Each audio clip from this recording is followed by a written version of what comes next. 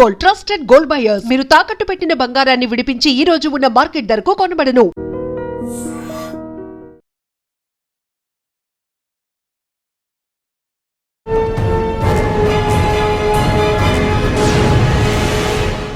Welcome to crime diaries. Software ఉద్యోగం చేస్తున్న తండ్రికి ఇచ్చిన మాట మీద నిలబడడం కోసం ఓ అమ్మాయి పోలీస్ యూనిఫామ్ వేసుకున్నారు.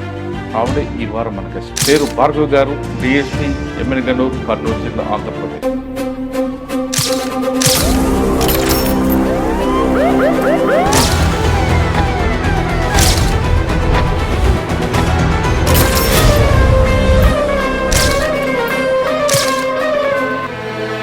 నాన్నకు ప్రేమతో చేసిన స్టోరీని ప్రతి ఒక్క మహిళ చూడాల్సిన, వినాల్సిన story.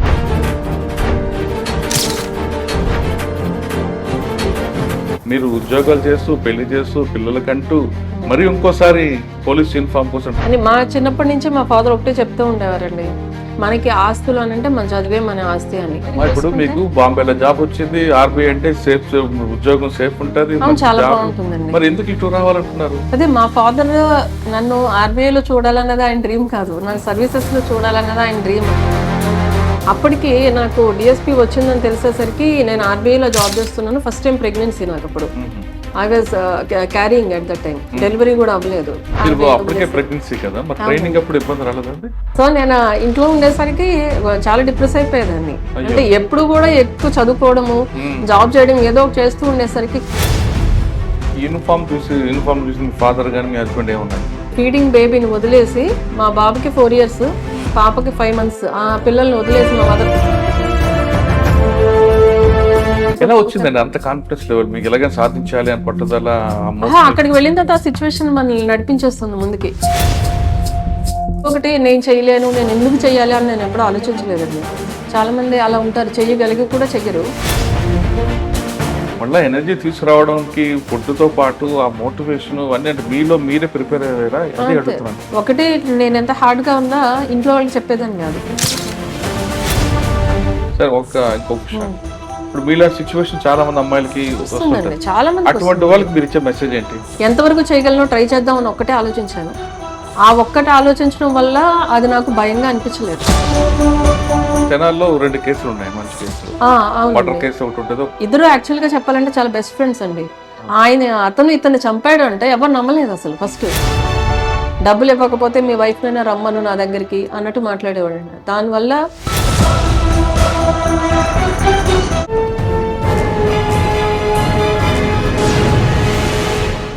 Welcome to crime diaries.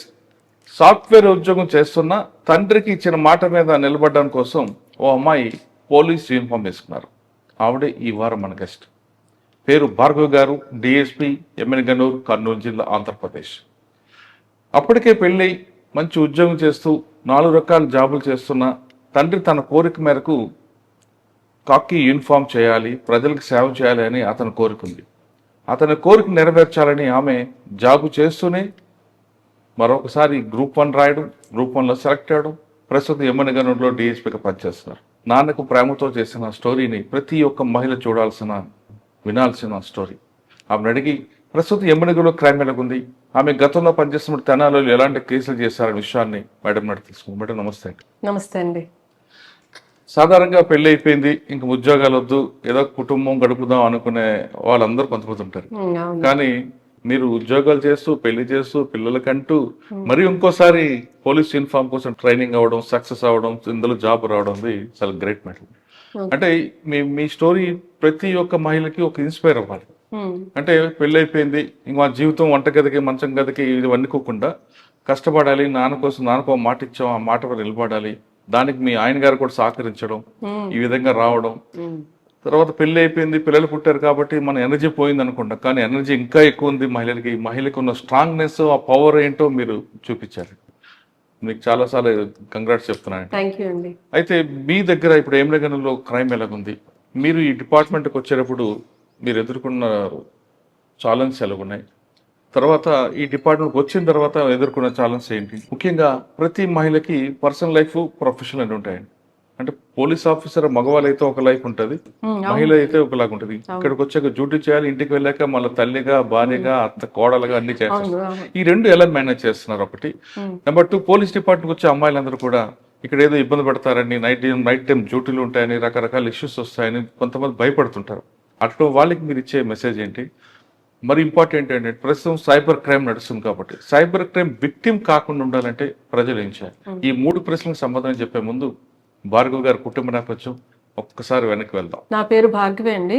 ప్రస్తుతం ఎమ్మిగ్నూరు డిఎస్పీగా చేస్తున్నాను. మా ఫాదర్ వచ్చేసి జనరల్ ఇన్సూరెన్స్లో చేసేవారు, న్యూ ఇండియా ఇన్సూరెన్స్ కంపెనీ, తాడేపల్లిగూడెము. ఆయన బ్యాక్గ్రౌండ్ కూడా చాలా నార్మల్ బ్యాక్గ్రౌండ్ అండి. మా గ్రాండ్ ఫాదర్ వచ్చేసి మా తాడేపల్లిగూడెం దగ్గర పల్లెటూరు ఉంది, పెద్ద తాడేపల్లి అని, అక్కడ ఆయన ఆర్ఎంపీ డాక్టర్గా చేసేవారు. ఆయన అక్కడ చాలా ఫేమస్ ఆయుర్వేదిక్ డాక్టర్. మొత్తం ఊరంతా కూడా ఆయన దగ్గరికే వచ్చేవారు మెడిసిన్కి. ఆయన చాలా నిస్వార్థంగా సేవ చేసేవారు. అప్పటికి ఫ్యామిలీ బ్యాక్గ్రౌండ్ చాలా పూర్ అయినప్పటికీ కూడా ఎవరు వచ్చినా కూడా మెడిసిన్స్ ఇచ్చేసేవారు. ఎప్పుడు వాళ్ళు ఎంత ఇస్తే అంత తీసుకోవడం, అంతేగాని డిమాండ్ చేయడం అంటూ ఉండేది కాదు. సో అప్పట్లో ఆయనకి 5 పిల్లలు, మా ఫాదర్ 2 ఆయన.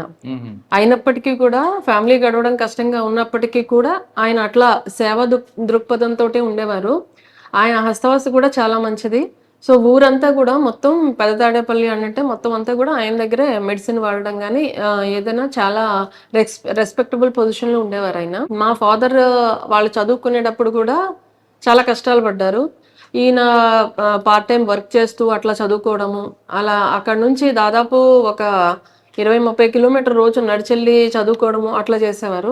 ఇన్స్పైట్ ఆఫ్ దట్ ఎన్ని కష్టాలు ఉన్నప్పటికీ ఫైనల్ గా ఆయన జాబ్ తెచ్చుకున్నారు, గవర్నమెంట్ జాబ్. ఆ టైంలో తాడేపల్లిగూడెం అనగానే మంచి రిచ్ ఫ్యామిలీస్ ఉంటాయి, బాగా అగ్రికల్చర్ ఉంటుంది, సంవత్సరానికి 3 పంటలు అంటారు, రైస్ మిల్స్ ఉంటాయి, ఎక్కువగా మనీ ట్రాన్సాక్షన్ అంతా అక్కడే జరుగుతుంటారు. మరి తాడేపల్లిగూడెం కాదండి మాది, పక్కన తాడేపల్లిగూడెం పక్కన పెద్ద తాడేపల్లి అనే పల్లెటూరు.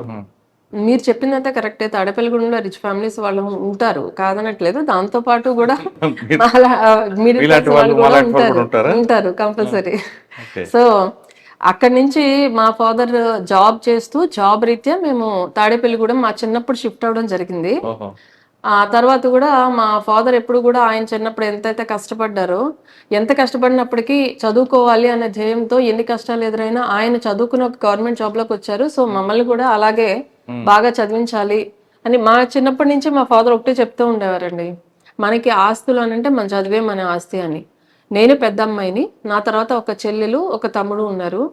మా ఫాదర్కి యాక్చువల్గా మా గ్రాండ్ ఫాదర్ డాక్టర్ కాబట్టి నన్ను కూడా డాక్టర్ చేయించాలి అన్న ఆశ ఉండేది. కాకపోతే నాకు బైపీసీ కంటే కూడా మ్యాథ్స్ అంటే ఇంట్రెస్ట్. సో మ్యాథ్స్ అంటే ఇంట్రెస్ట్తో నేను ఎంపీసీఏ తీసుకుంటాను అని చెప్తే సరే అని మా సిస్టర్ బ్రదర్ ఇద్దరు కూడా మెడిసిన్ ఫీల్డ్ వైపు వెళ్ళారు. సో వాళ్ళిద్దరూ డాక్టర్స్. మా సిస్టర్ వచ్చి ఎండి హోమియోపతి, మా బ్రదర్ వచ్చేసి డిఎం గ్యాస్ట్రోఎంట్రాలజిస్ట్. ఇద్దరు వాళ్ళ ఓన్ క్లినిక్స్ పెట్టుకున్నారు. నాన్ ఓన్లీ బీటెక్ అండి, ఎన్ఐటి వరంగల్ అండి. ఎన్ఐటి వరంగల్ అంటే నేను చిన్నప్పటి నుంచి కూడా ఎడ్యుకేషన్ లో టాప్. నాకు 10th క్లాస్లోనే ప్రతిభా అవార్డు వచ్చింది. 7th నుంచి కూడా తాడేపల్లిగూడెం పక్కన ప్రతిపాడు అని ఊరు, అక్కడ సెయింట్ మేరీస్. ఇంటర్మీడియట్ వచ్చేసి మన గూడవల్లి గౌతమ్ అని ఉండేది అప్పట్లో, గౌతమ్ లో చదువుకున్నా, కేకేఆర్ గౌతమ్, దానిలో చదువుకున్నాను నేను. Degree engineering NIT Warangal. దాని తర్వాత 1 year నేను సాఫ్ట్వేర్ జాబ్ చేశాను మోటరోలా. అంటే క్యాంపస్ సెలక్షన్స్ లో వచ్చేసరికి 1 year మోటరోలా జాబ్ చేశాను. అప్పటికే మా ఫాదర్ యాక్చువల్గా సివిల్స్ రాయాలి అని చెప్పి, అంటే చాలా మంది లేడీ కలెక్టర్స్ని, పోలీస్ ఆఫీసర్స్ని వాళ్ళందరినీ చూసి మెయిన్ ఈ సివిల్స్ రాయాలి, సర్వీసెస్లోకి రావాలి అని చెప్పేవారు. బట్ నేను చెప్పినట్టు మన మిడిల్ క్లాస్ ఫ్యామిలీ బ్యాక్గ్రౌండ్ కాబట్టి నా తర్వాత ఇంకో 2 పిల్లలు ఉన్నారు. సో ఇంజనీరింగ్ అవుతున్నప్పుడు పెళ్ళైందా? లేదండి, ఇంజనీరింగ్ అవుతున్నప్పుడు కాదు, నా తర్వాత ఇంకో 2 పిల్లలు, మా చెల్లెలు తమ్ముడు ఇద్దరు ఉన్నారు. సో ఇప్పుడు అప్పుడు సివిల్స్ కోచింగ్ అంటే ఎప్పటికీ కూడా కొంచెం మనీతో కూడుకున్నదే. సో నేను మళ్ళీ మా ఫాదర్కి అడిషనల్ గా బర్డెన్ కాకూడదు అని 1 year జాబ్ చేశాను. ఈ 1 year జాబ్ కూడా నేను సివిల్స్ కోచింగ్ నా అంతటా నేను పెట్టుకోవాలి అన్న ఉద్దేశంతో నోట్రోల్లో చేసా, హైదరాబాద్ లో 1 year అయిన తర్వాత, ఎగ్జాక్ట్ 1 year తర్వాత సివిల్స్ కోచింగ్ కోసం వచ్చానండి. అయితే ఫస్ట్ అటెంప్ట్ లో మెయిన్స్ వరకు వెళ్ళాను, ఇంటర్వ్యూకి సెలెక్ట్ అవ్వలేదు. 2 అటెంప్ట్స్ రాశాను, అప్పుడు అవ్వకపోతే దాని తర్వాత ప్యారలల్ గా ఇంకా బ్యాంక్ జాబ్స్ కైనా వెళ్దాము అని చెప్పి ఇదే ప్రిపరేషన్స్ లో బ్యాంక్స్ జాబ్స్ కోసం అప్పుడు పీఓస్ ఉండేది, వాటికి అప్లై చేస్తే 3-4 బ్యాంక్స్ లో వచ్చింది ఒకటేసారి. అవునా?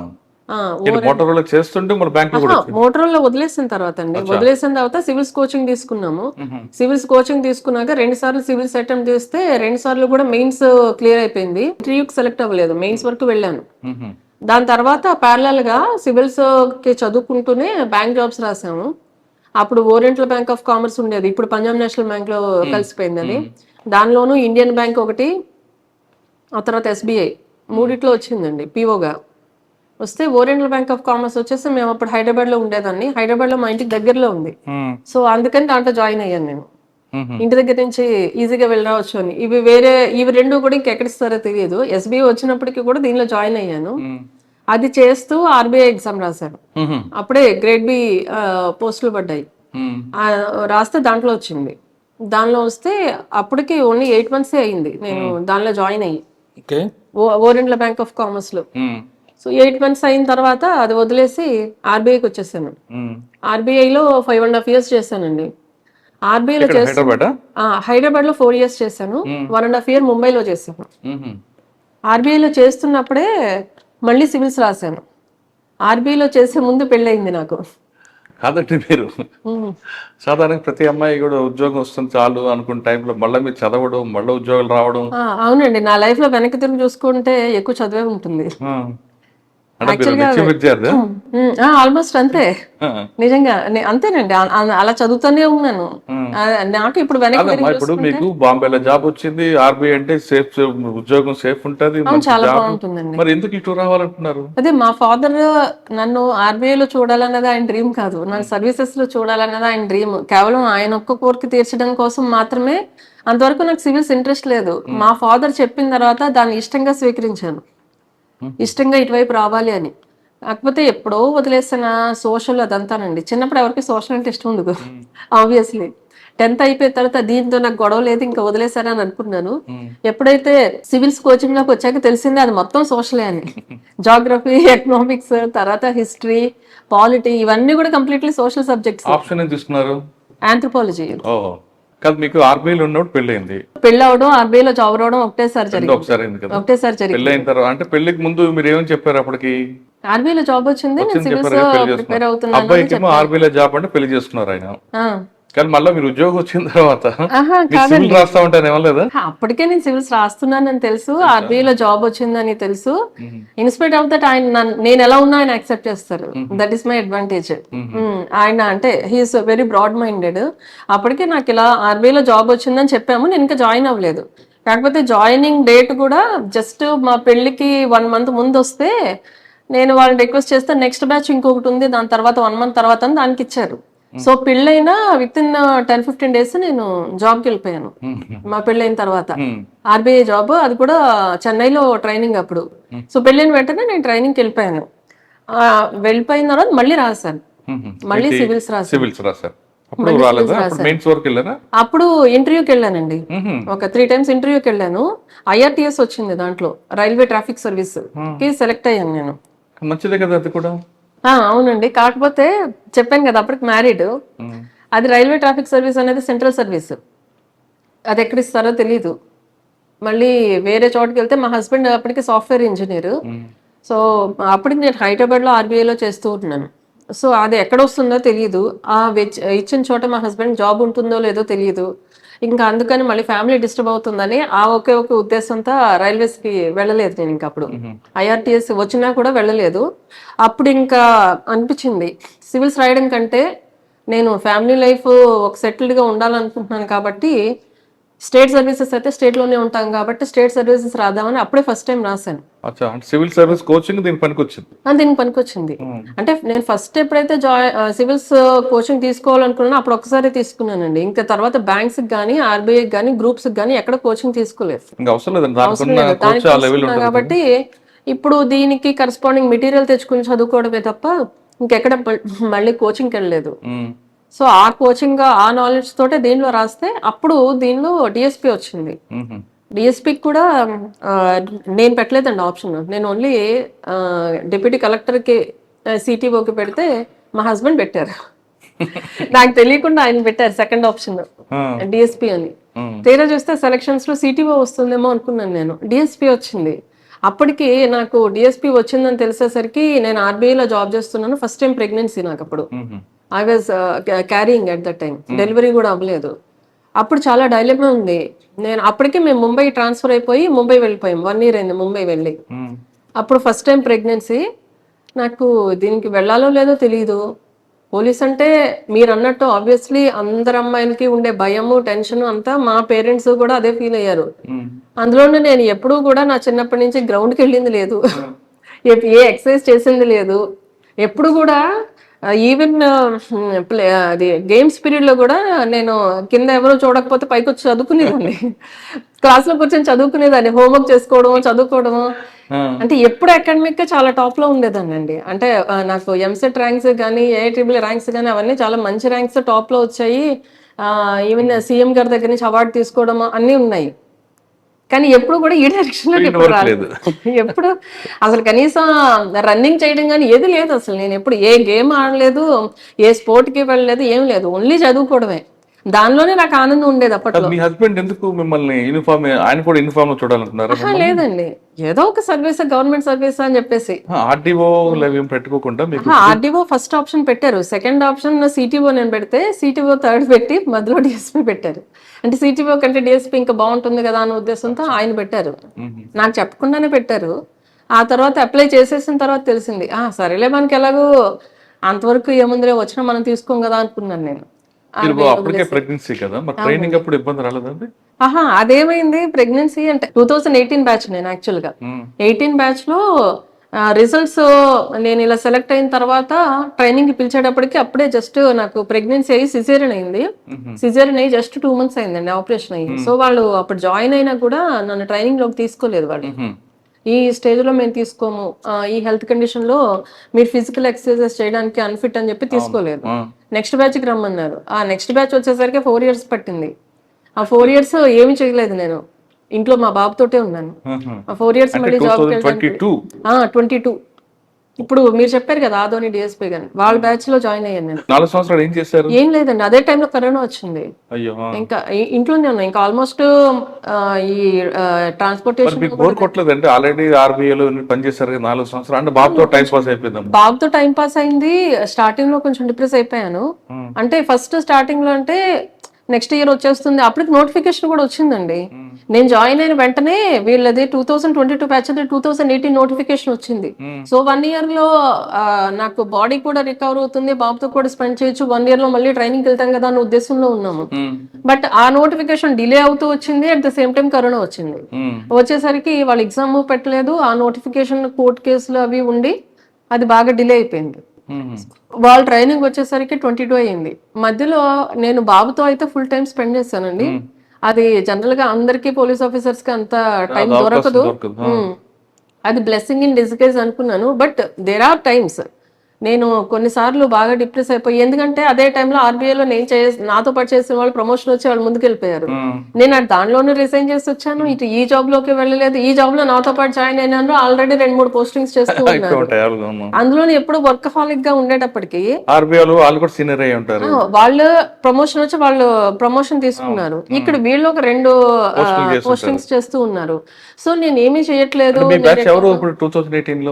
2018 ఇప్పుడు ఉన్నారు కదండి, అంటే ఇప్పుడు ప్రస్తుతం ఎవరు, మహేష్ అని హిందూపూర్ లో ఉన్నారు వాళ్ళు. హర్షిత అని రైల్వేస్ డిఎస్పీ వాళ్ళ వైఫ్, వాళ్ళ బ్యాచ్ నేను. అవును చేశారు. సో నేను ఇంట్లో ఉండేసరికి చాలా డిప్రెస్ అయిపోయేదాన్ని. అంటే ఎప్పుడు కూడా ఎక్కువ చదువుకోవడము, జాబ్ చేయడం ఏదో ఒకటి చేస్తూ ఉండేసరికి, ఖాళీగా ఉండేసరికి కొంచెం డిప్రెషన్ అనిపించేది. But at the same time బాబుతో టైం స్పెండ్ చేశాను అని హ్యాపీనెస్ ఉండేది అనమాట. ఆ తర్వాత 22లో ఎప్పుడైతే వీళ్ళ బ్యాచ్ వచ్చిందో అప్పుడు నేను సెకండ్ టైం మళ్ళీ ప్రెగ్నెన్సీ. అప్పుడు కాకపోతే వాళ్ళు మళ్ళీ ఇండక్షన్ ట్రైనింగ్ ఉంది ఫస్ట్ అని చెప్పేసి నేను 8th month లో ఉండగా ఇండక్షన్ ట్రైనింగ్ తీసుకున్నారు. అప్పుడు ఫిజికల్ దానికి ఎగ్జామ్షన్ ఇచ్చారు. బట్ అప్పుడు కూడా చాలా సఫర్ అయ్యామండి. ఎందుకంటే మార్నింగ్ 9:30 నుంచి ఈవినింగ్ 5:30 వరకు క్లాసెస్ ఉండేవి. మధ్యలో 1 అవరే లంచ్ బ్రేక్ ఉండేది. అంతసేపు కూర్చోవాలంటే ఆ టైంలో 8th month of pregnancy 45 days అని అంటే ఆల్మోస్ట్ 9th month ఎంటర్ అయ్యి 1 week అయిపోయిన తర్వాత నేను ట్రైనింగ్ నుంచి బయటకు వచ్చాను.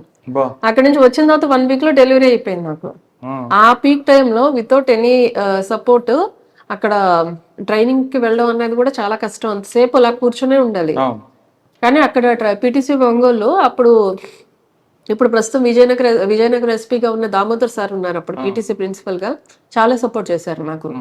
చాలా బాగా చూసుకున్నారు. అప్పుడు ఏ ఇబ్బంది లేకుండా. ఇన్స్పైట్ ఆఫ్ దట్ నాకుండే హెల్త్ ప్రాబ్లమ్స్ ఆ టైంలో అంతసేపు కూర్చోవడం వల్ల కానీ ఉదయాన్నే లేవడం వల్ల కానీ అవి వచ్చాయి కానీ బట్ సంహౌ మేనేజ్ అయిపోయింది. దాని తర్వాత డెలివరీ అయిన తర్వాత మెటర్నిటీ లీవ్ తర్వాత వీళ్ళ బ్యాచ్ లో సెకండ్ సెమ్ లో జాయిన్ అయ్యాను.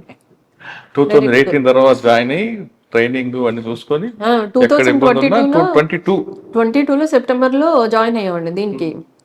ఏది ఇండక్షన్ ట్రైనింగ్ కి. తర్వాత మెటర్నిటీ లీవ్ కి వెళ్ళి మళ్ళీ 2023 మేలో ఈ 22 బ్యాచ్ వాళ్ళు సెకండ్ సెమ్ కి వచ్చినప్పుడు జాయిన్ అయ్యాం. వాళ్ళతో పాటు సెకండ్ సెమ్ లో జాయిన్ అయ్యాను నేను. మీ పాసింగ్ అవుట్ పీరియడ్ 23 వాళ్ళతో అయింది. మీ యూనిఫామ్ చూసి మీ ఫాదర్ గాని మీ హస్బెండ్ ఏమన్నారు? వాళ్ళు కొంచెం ఎక్సైట్ అయ్యారండి. మా ఫాదర్ కి అయితే ఎలా చేస్తానని భయం ఉండేది. తర్వాత ఇప్పుడైతే యాక్సెప్ట్ చేశారు. కానీ అప్పట్లో మాత్రం అదే కదా 2 డెలివరీలు సిజేరియన్ అయిన 2 సిజేరియన్లు ట్యూబెక్టమీ ఆపరేషన్ అయిన తర్వాత 5th month లో వెళ్లాల్సి వచ్చింది. మా పాపకి అప్పుడు 5 months బేబీ. తనకి ఫీడింగ్ బేబీని వదిలేసి మా బాబుకి 4 years పాపకి 5 months ఆ పిల్లల్ని వదిలేసి మా మదర్ దగ్గర వదిలేసి వచ్చేసాను నేను ట్రైనింగ్ కి. ఆ టైంలో వెళ్లాల్సి వచ్చింది. బాధ అనిపించలేదు? చాలా బాధ అనిపిస్తుంది అండి. బాధ అనిపించింది. అట్ ద సేమ్ టైం మా పాపను వదిలేసాను. తనకి నేను ప్రాపర్ కేర్ ఆ టైంలో ఇవ్వలేకపోయాను. అట్ ద సేమ్ టైం మా మదర్ ని ఓవర్ బర్డెన్ చేశాను. మా మదర్ కి కొంచెం హెల్త్ ప్రాబ్లం ఉంది. ఇన్స్పైట్ ఆఫ్ దట్ ఆమెని ఓవర్ బర్డెన్ చేశాను. చాలా బాధ అనిపిస్తుంది. అదే ఫ్యామిలీ సపోర్ట్ వీళ్ళందరూ నాకు సపోర్ట్ చేయడం వల్లే నేను ఈ రోజు ఈ స్టేజ్ లో ఉన్నాను. మీ బాబు ఏమన్నాడు? పోలీస్ మమ్మీ అంటాడా మమ్మీ అంటాడా? మా బాబుకి అట్లా ఏమున్నదండి. మామూలుగా మదర్ అంటే మదర్, అమ్మ అమ్మ అనే ఉంటాడు. పోలీస్ మమ్మీ అంట లేదు. అంటే తనకి ఊహ తెలిసేసరికి నేను దీంట్లోనే ఉన్నాను కదా. స్టార్టింగ్ లో ఇంటి దగ్గర ఉన్నాను. తర్వాత నేను ట్రైనింగ్ వచ్చేటప్పుడు మాత్రం మా పాపకి ఏం తెలియదు. 5 months బేబీ. మా బాబు మాత్రం చాలా ఏడ్చాడు అప్పుడు, నేను వదిలి ఉండను అని చెప్పి. కానీ ఇంకా ట్రైనింగ్ అయిపోయిన తర్వాత ఫస్ట్ పోస్టింగ్ ఎక్కడ? ట్రైనింగ్ పీరియడ్ ఎక్కడ ఇచ్చారు మీకు తెనాలి? Training 1 year Anantapur. ఆ టైంలో చాలా ఇబ్బంది పడ్డాను నేను. ఎందుకంటే ఆఫ్టర్ 2 deliveries వచ్చాను కదా. That hard face. అందులో వాళ్ళు సెకండ్ సెమిస్టర్ లో ఉన్నారు, నేను అప్పుడు జాయిన్ అయ్యాను. ఫస్ట్ సెమిస్టర్ లో ఆల్రెడీ కొంచెం వార్మప్ అయ్యి అంతా అలవాటు పడి ఉంటారు కాబట్టి సెకండ్ సెమిస్టర్ లో ఫిజికల్ ఎక్సర్సైజెస్ చాలా హార్డ్ గా ఉంటాయి. వాళ్ళతో పాటు నేను చేయాలని అంటే నేను స్టార్టింగ్ లో చాలా ఇబ్బంది పడ్డాను. అంటే నాకు సివియర్ హెల్త్ ప్రాబ్లం వచ్చింది ఆ టైంలో, ట్రైనింగ్ టైంలోనే. బట్ వాళ్ళు కూడా ట్రైనింగ్ లో కూడా వాళ్ళు కూడా చాలా కన్సన్ట్రేట్ గా ఉన్నారు. అంటే మా కండిషన్ తెలుసు కాబట్టి. ఇన్స్పైట్ ఆఫ్ దట్ మేము కొన్ని రోజులు ఇబ్బంది పడినప్పటికీ కూడా గ్రాడ్యువల్ గా కోపప్ అయ్యి వాళ్ళతో పాటు చేయగలిగాను నేను. సో అప్పుడు అనిపించింది నాకు, ఎప్పుడు కూడా నేను ఎప్పుడు గ్రౌండ్ లోకి వెళ్ళింది లేదు, ఫిజికల్ గా నాకు అసలు స్ట్రెంగ్త్ లేదు అని అనుకునేదాన్ని. సో నాలో ఫిజికల్ పొటెన్షియల్ కూడా ఇంత ఉందని నాకు అప్పుడే తెలిసింది.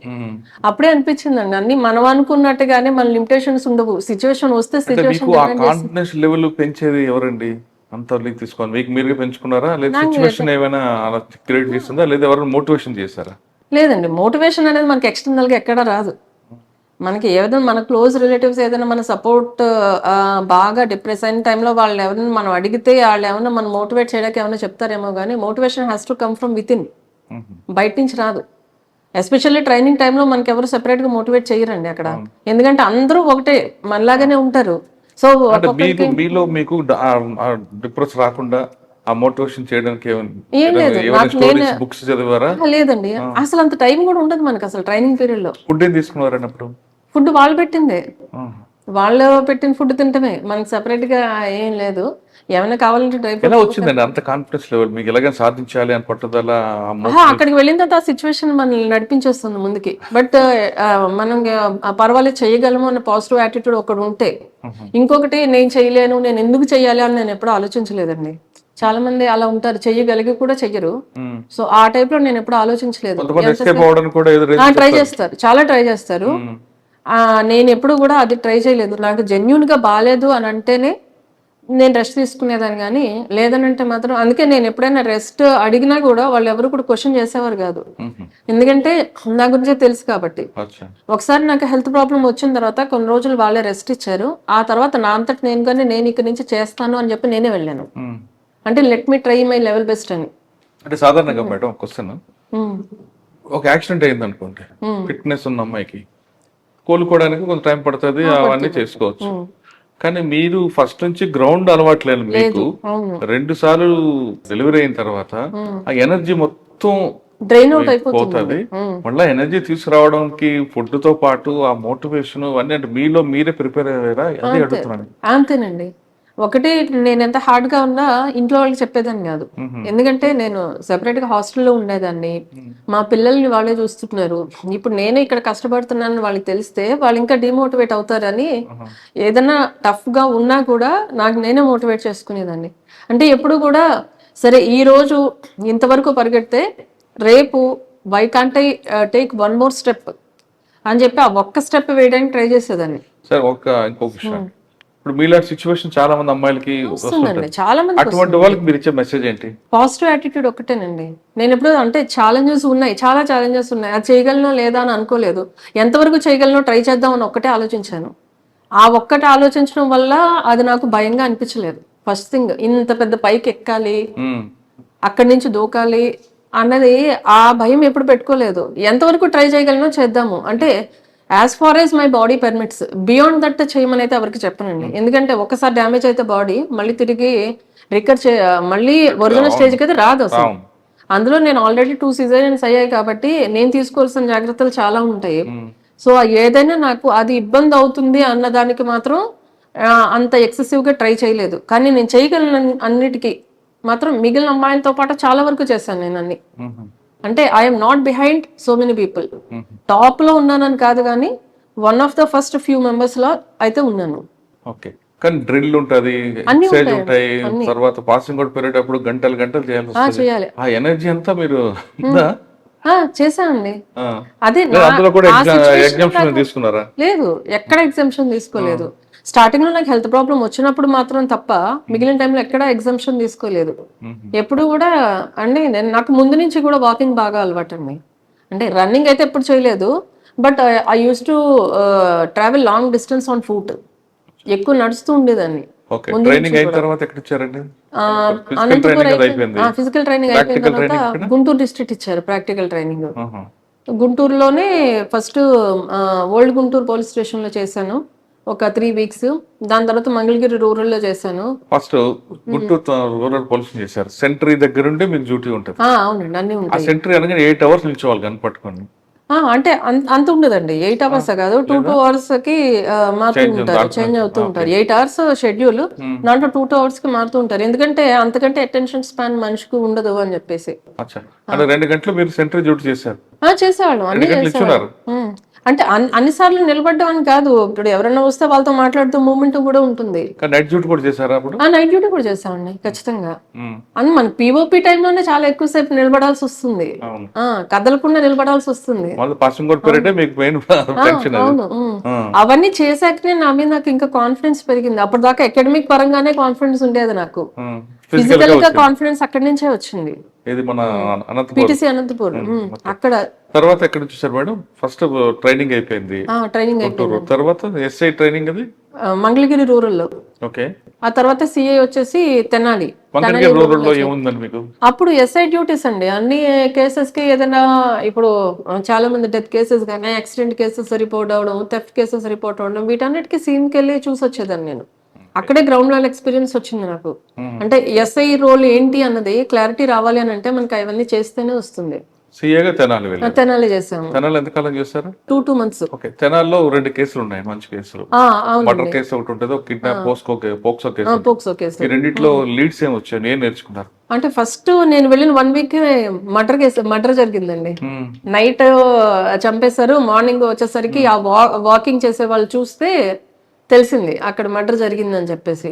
కానీ ఇమీడియట్ గా అప్పుడు మొత్తం అంటే ఒక గ్రేవ్ అఫెన్స్ ఏదైనా జరిగినప్పుడు పోలీస్ ఫోర్స్ అంతా కూడా చాలా యునైటెడ్ గా యాక్ట్ చేస్తారండి. అది మాత్రం నేను ఫస్ట్ అక్కడ నేర్చుకున్నాను.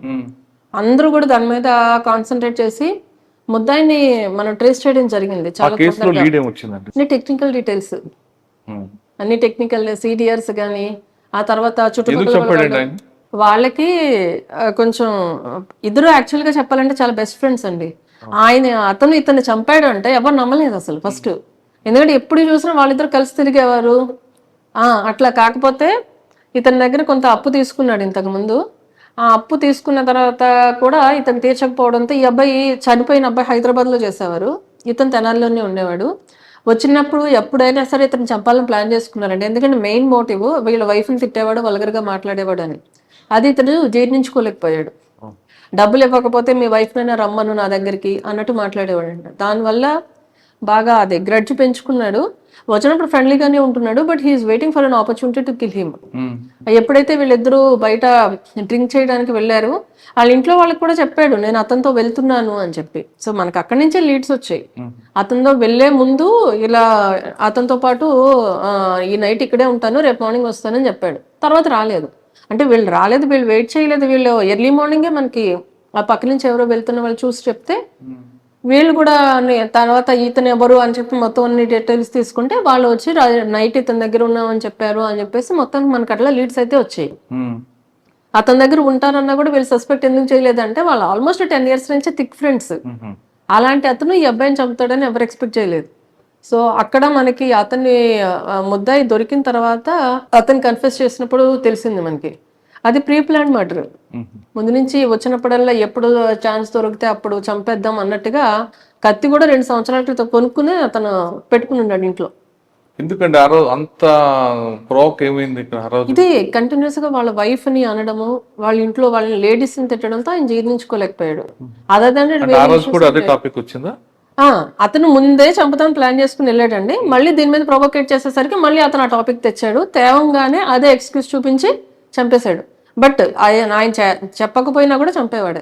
ఎందుకంటే ముందే ప్లాన్డ్ గా ఇంటికి వెళ్ళి డ్రెస్ చేంజ్ చేసుకుని కత్తి తీసుకుని వచ్చి వెళ్ళి చంపాడు. అదంతా ఆయన కన్ఫెషన్ లో తేలింది మనకి.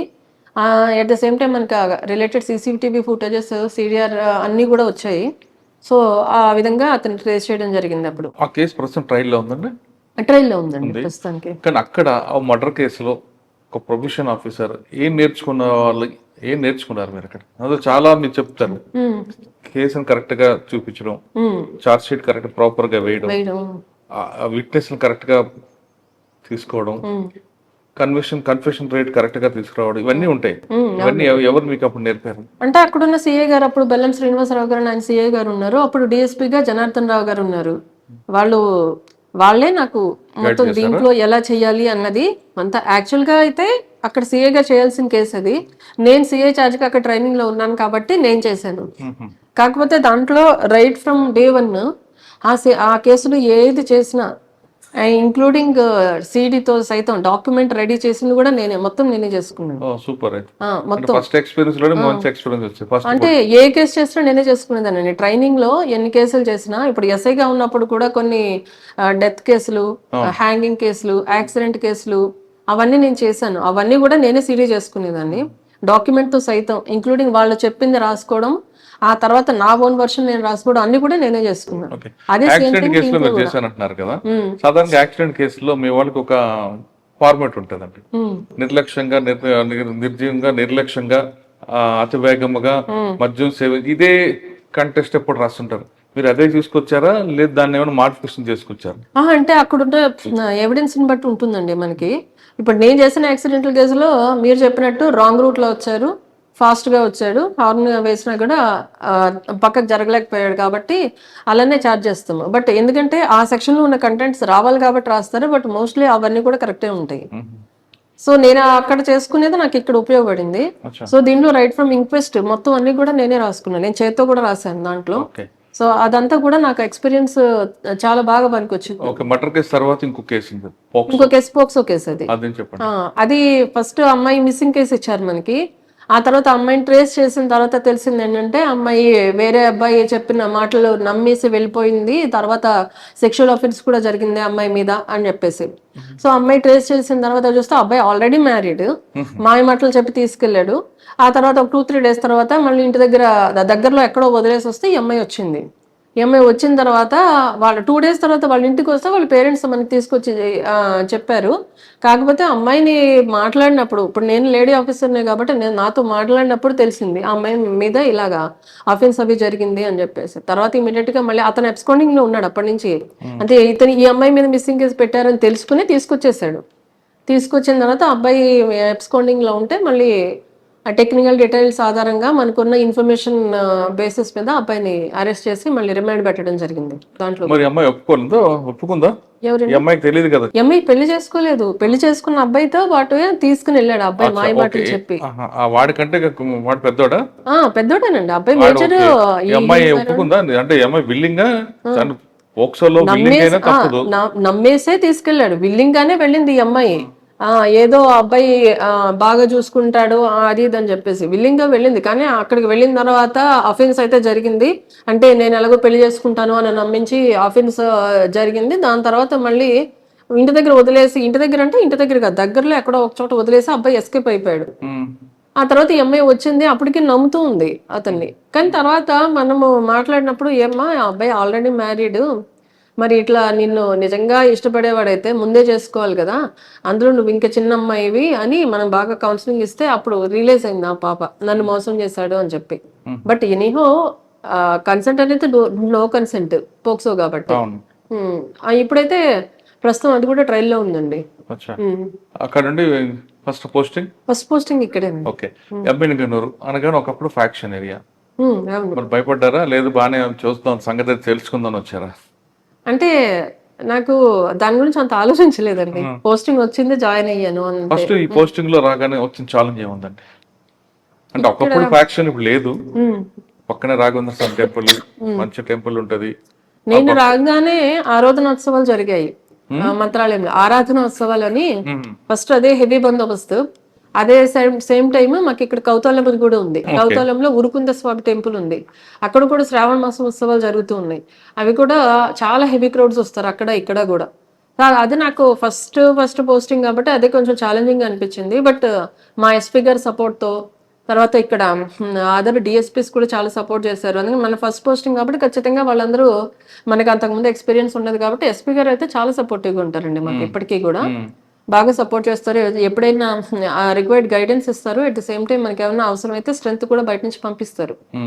సో ఆ విధంగా కంప్లీట్ చేసాము. ఆ తర్వాత ఇమీడియట్ గా నేను వచ్చి 1 month కూడా కాలేదు వినాయక చవితి అన్నది డెఫినెట్లీ మేజర్ బందోబస్తు ఉంటుంది ఎక్కడైనా కూడా.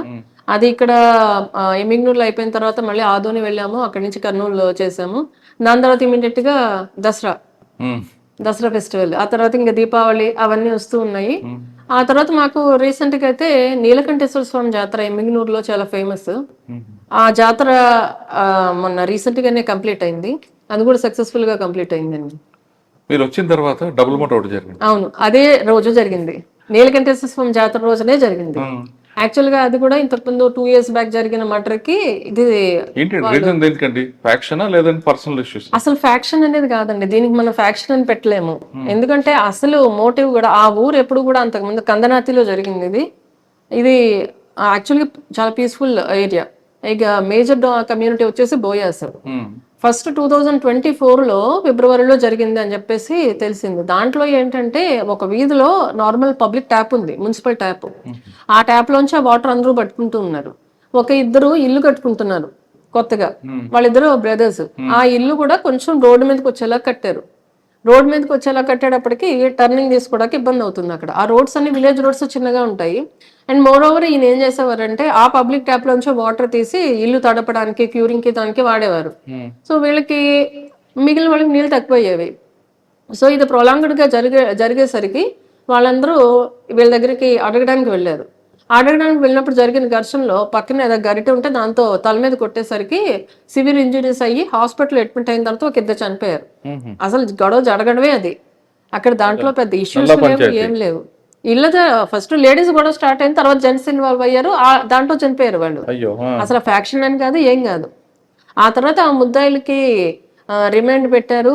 తర్వాత వాళ్ళు చాలా సంవత్సరాలు మొన్నటి దాకా కూడా వాళ్ళు ఊర్లో లేరు. మొన్న దసరాకి వాళ్ళకి అక్కడ జాతర జరుగుతుంది, అమ్మవారి జాతర. ఆ టైంలో వచ్చారు.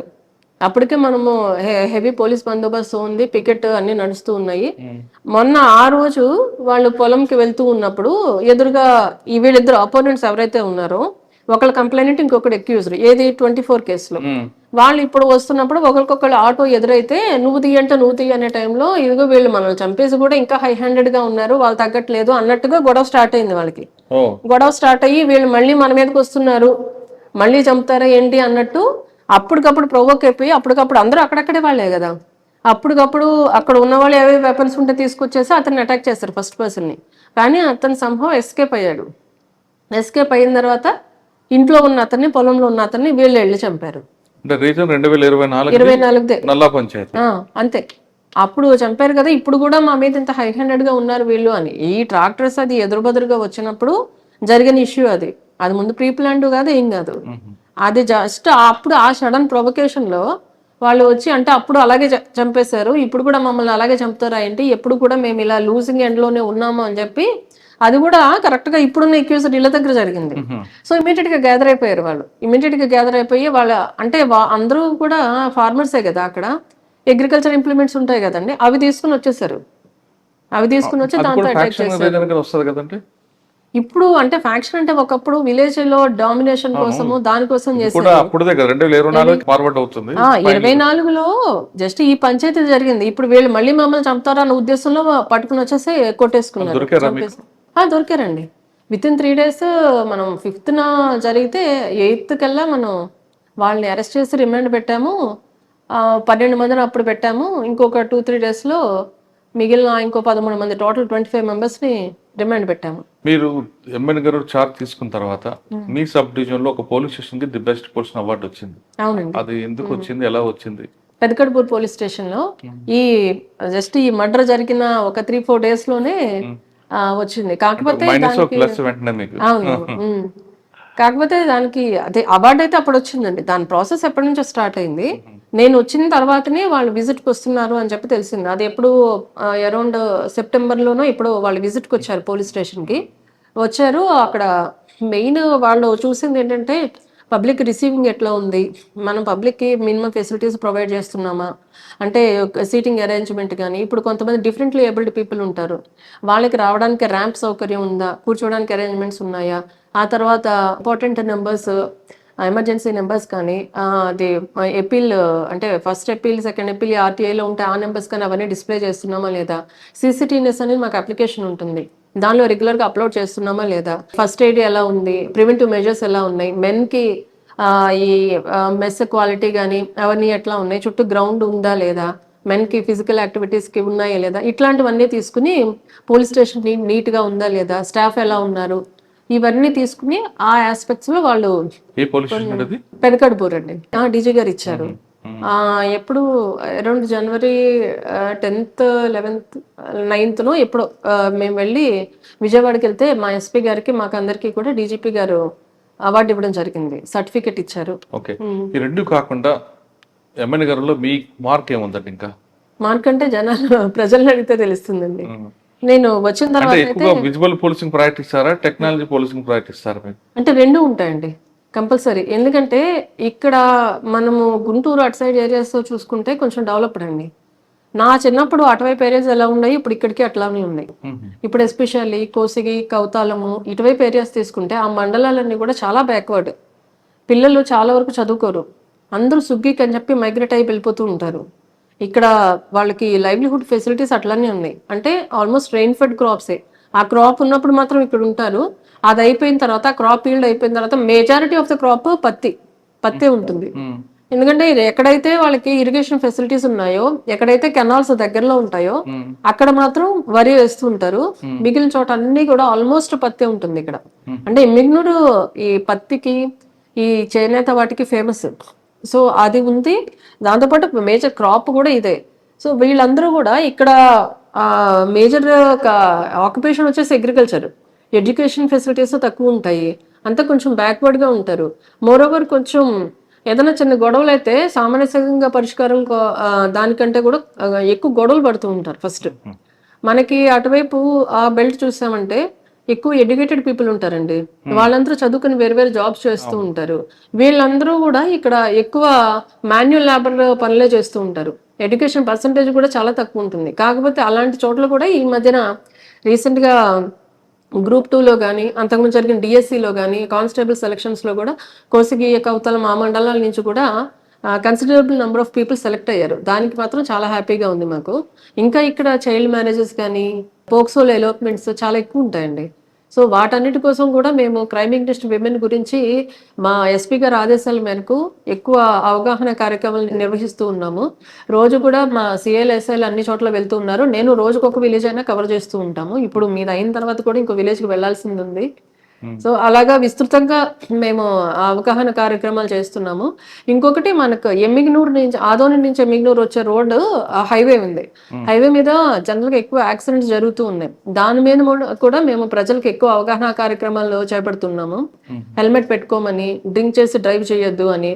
ఎక్కువ మాకేమవుతుందంటేనండి, మంత్రాలయం మా సబ్ డివిజన్ లో ఉంది. సో కర్ణాటక భక్తులు ఎక్కువ వస్తూ ఉంటారు. వాళ్ళు ఎట్లా అంటే నైట్ బయలుదేరి మార్నింగ్ వచ్చేసేయాలని అనుకుంటారు. సో ఓవర్ నైట్ డ్రైవింగ్ చేసేటప్పుడు ఎక్కువ తెల్లవారుజాముకి వచ్చేసరికి నిద్రపోతూ ఉంటారు. నిద్రమత్తు వస్తుంది ఏ మనిషికైనా సర్వసాధారణం. కానీ ఆ టైంలో వాళ్ళని కొద్దిసేపు ఆపి రెస్ట్ తీసుకుని డ్రైవ్ చేస్తే బాగుంటుంది, ఒక హాఫ్ అన్ అవర్ అయినా నిద్రపోయి. కానీ అది చేయకుండా కంటిన్యూస్ గా రావడం వల్ల ఆల్మోస్ట్ నవంబర్లోనండి, నవంబర్ 29 నాకు గుర్తుంది, ఆ రోజు కర్ణాటక నుంచి మంత్రాలయం వెళ్తున్న ఒక ఫ్యామిలీ మొత్తం చనిపోయారు దాంట్లో, ఎక్సెప్ట్ డ్రైవర్.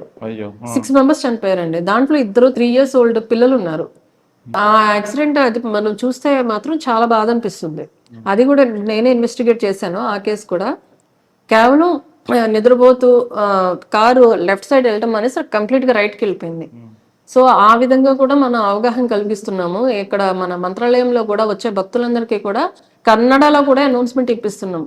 దయచేసి నిద్ర వస్తే కాస్త రెస్ట్ తీసుకుని డ్రైవ్ చేయండి అని. అదే మళ్ళీ అది చేయడమే కాకుండా మనకి ఇక్కడ ధర్మపురి దగ్గర హలహర్వి దగ్గర ధర్మపురి టోల్ ప్లాజా అని ఒకటి ఉంది. మళ్ళీ ఇక్కడ ఎమ్మిగనూరు నుంచి ఆదోని వెళ్ళే రోడ్ లో బనవాసి అనే విలేజ్ ఉంది. అక్కడ ఇక్కడ కూడా రెగ్యులర్ గా early morning stop wash and go అంటే వెళ్ళే వెహికల్స్ ఆపి వాళ్ళకి కొంచెం వాటర్ ఇచ్చి ఫేస్ వాష్ చేయించి అప్పుడు పంపిస్తున్నాం.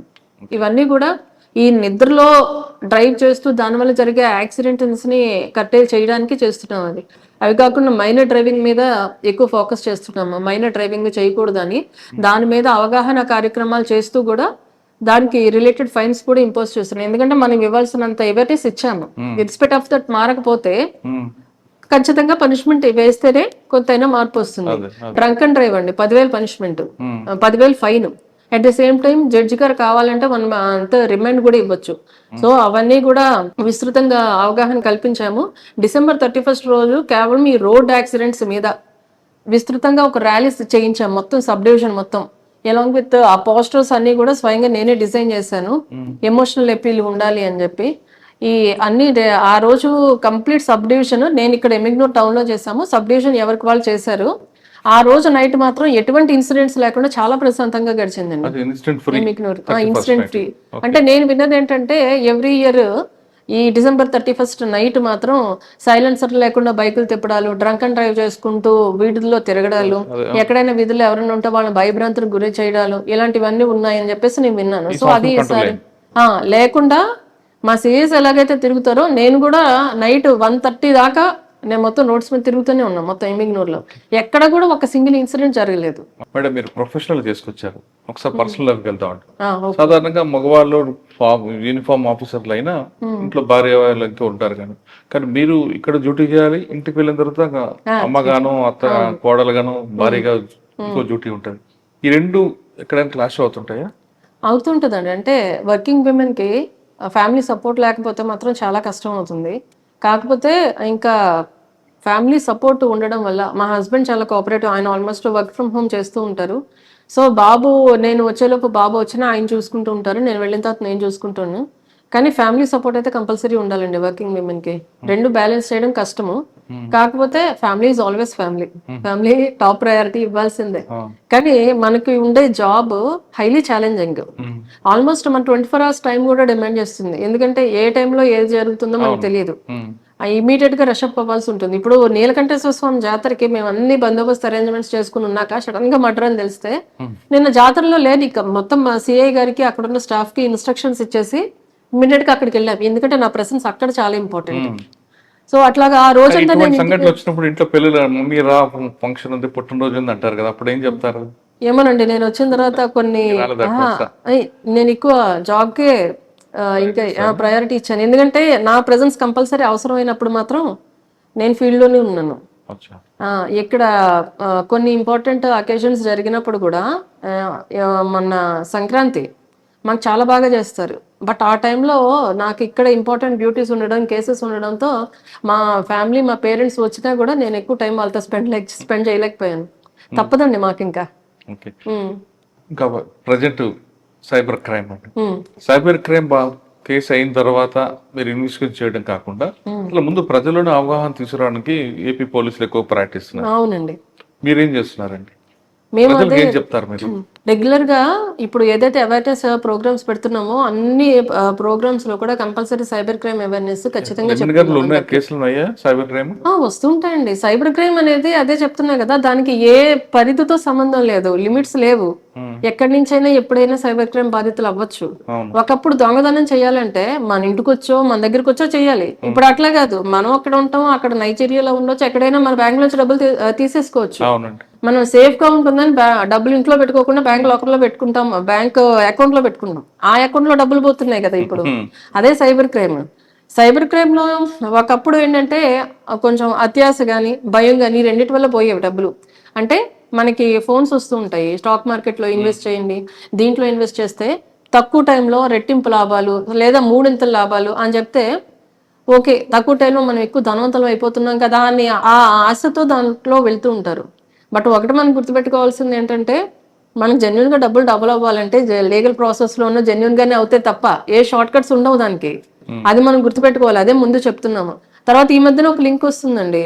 నేను ఈ లింక్ లో ఇలాగే రాసి ఉంటుంది, నేను ఇది అబద్ధం అనుకున్నా కానీ ఇది నిజమే, ఈ లింక్ నొక్కితే నాకు 5,000 వచ్చాయి, మీరు కూడా క్లిక్ చేయండి అని. మనము ఎవరికైతే ప్రజలకి అవేర్నెస్ ఇస్తున్నాం, వాళ్ళు సైబర్ క్రైమ్ మీకు ఇట్లా ఫోన్ చేస్తారు లేదా డిజిటల్ అరెస్ట్ అని చెప్తారు, మీకు ఫోన్ చేసి మీ ఓటీపీ చెప్పమంటారు, అవన్నీ చెప్పొద్దు అని మనం చెప్పేటప్పుడు వాళ్ళు కొత్త మార్గాలను వెతుక్కుంటున్నారు. ఎలా అయితే మనం నమ్ముతామో, ప్రజల నమ్మకాన్ని ఏ విధంగా పొందొచ్చో ఆ మార్గాల్లో వాళ్ళు వెళ్తున్నారు. సో ఇట్లా సైబర్ క్రైమ్ అనేది ఒకదానికి పరిమితం అవ్వకుండా రోజు రోజుకి రూపాంతరం చెందుతుంది. సో అన్నిట్లో మనం అవేర్నెస్ ఇస్తూ ఉన్నాము, ప్రజలు కూడా అప్రమత్తంగా ఉండాలని చెప్తున్నాం. ఎక్కువగా ఓటీపీస్ చెప్పడం కానీ, మన మొబైల్ కానీ, మన ఈ బ్యాంకింగ్ పాస్వర్డ్స్ చెప్పడం కానీ అవి ఎవరికి చేయొద్దు అని చెప్తున్నాం. At the same time cyber crime అంటే డబ్బులు పోవడం ఒకటే కాదండి, అమ్మాయిల్ని ఇబ్బంది పెట్టడాలు, మార్ఫింగ్ చేయడాలు, ఫొటోస్, క్లోజ్ ఫొటోస్ ఇలాగ షేర్ చేయడాలు అవన్నీ ఉంటున్నాయి. సో వీటికి కూడా మేము చెప్పేది ఏంటంటే అమ్మాయిలకి ఎస్పెషల్లీ మీ పర్సనల్ ఫొటోస్ ఎవరికి షేర్ చేయొద్దు. ఎంత క్లోజ్ ఫ్రెండ్ అయినప్పటికీ చేయొద్దు. ఎందుకంటే రేపొద్దు టర్మ్స్ ఎలా ఉంటాయో మనకు తెలియదు. ఇంకొకటి, బాగా ఇంటిమేట్ ఫొటోస్ ఏమన్నా ఉంటే కూడా ఫోన్లో పెట్టుకోవద్దు అని చెప్తున్నాం. హ్యాక్ చేయొచ్చు, దీనిలో డేటా వాళ్ళు తీసుకోవచ్చు. ఎప్పుడైనా ఫోన్ పాస్వర్డ్స్ కూడా ఎవరికి షేర్ చేయొద్దని చెప్పేది కూడా అందుకే. ఒకవేళ మన పాస్వర్డ్ తీసుకుంటే ఇమీడియట్ గా ఫోటో షేర్ చేసుకుంటారు కదా. అదే కాదు, జీమెయిల్ పాస్వర్డ్స్ కానీ, ఫేస్బుక్ లో కానీ మనకి తెలియని వాళ్ళ దగ్గర నుంచి, ఫిజికల్ గా ఎదురుగా మనకి లేని వాళ్ళ దగ్గర నుంచి ఫ్రెండ్స్ రిక్వెస్ట్ ఏదే యాక్సెప్ట్ చేయొద్దు అని. ఎందుకంటే మనం పెట్టే పర్మిషన్స్ లో చాలా వరకు ఫ్రెండ్స్ కి మాత్రమే పరిమితం, వ్యూయింగ్ రైట్స్ అవన్నీ ఉంటాయి కదా. ఫ్రెండ్స్ లిస్ట్ లోకి ఒకవేళ ఇలాగ అన్నోన్ పర్సన్స్ వచ్చారంటే మన డేటా వాళ్ళు తీసుకునే ఛాన్స్ ఉంటుంది.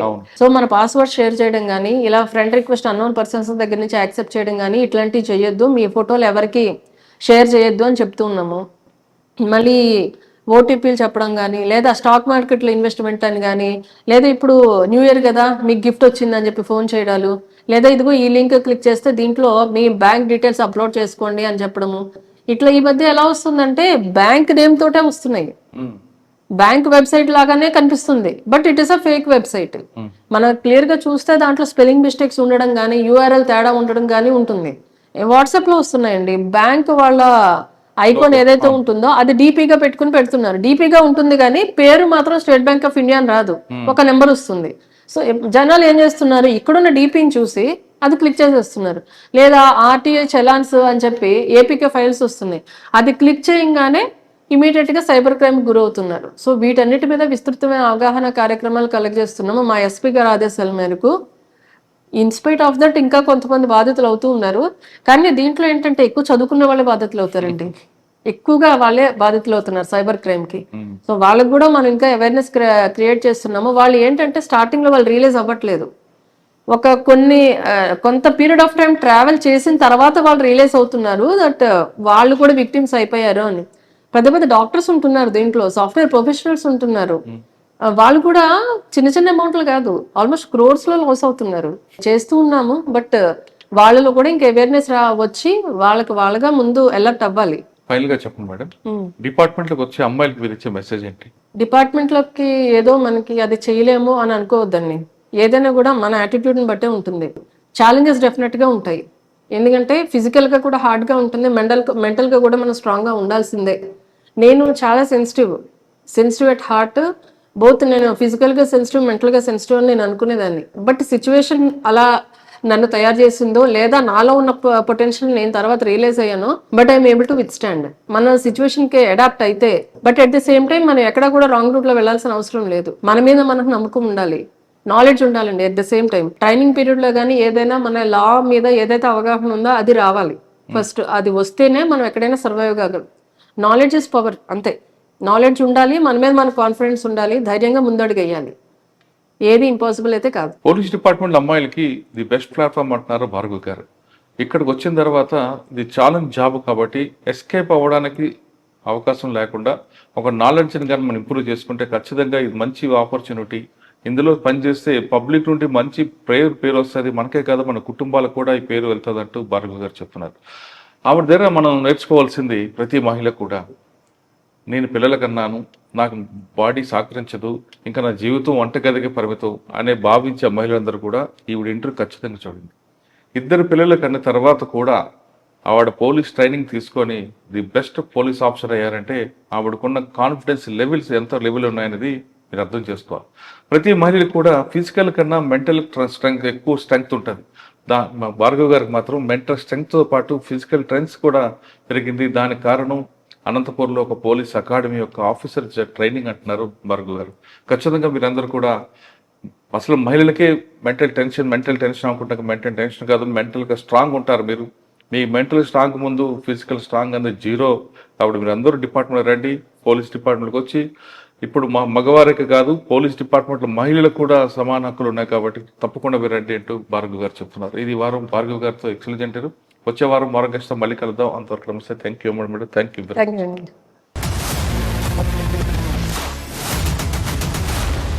iDreams, this police diaries is something very, very valuable towards that. I must really appreciate Murali, your insights. iDreams founder and CEO చిన్న వాసుదేవ్ రెడ్డి గారితో మురళీధర్ క్రైమ్ స్టోరీస్ చాలా ఫేమస్ అయిపోయినాయి. Gautam Savan garu and Satyanar sir. Well done. I congratulate him for doing so well, and I congratulate him his boss also. Thank you.